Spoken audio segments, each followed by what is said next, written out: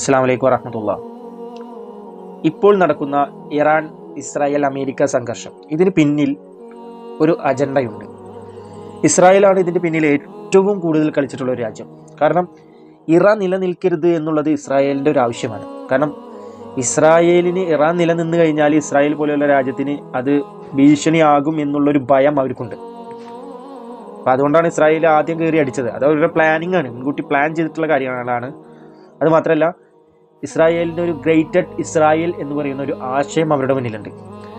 ഈ grated Israel എന്ന് പറയുന്ന ആശയം അത് മുന്നോട്ട് കൊണ്ടുപോകണമെങ്കിൽ, ആ ഒരു പദ്ധതി അവർക്ക് മുന്നോട്ട് കൊണ്ടുപോകണമെങ്കിൽ ഇസ്ലാമിക രാജ്യങ്ങളുടെ കയ്യിൽ അവരെ എതിർക്കുന്ന രീതിയിലുള്ള ആയുധങ്ങൾ ഉണ്ടാകാൻ പാടില്ല.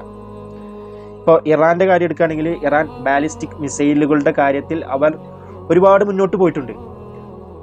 അവർ ഇത്തരം പ്രതിരോധ മേഖലയിൽ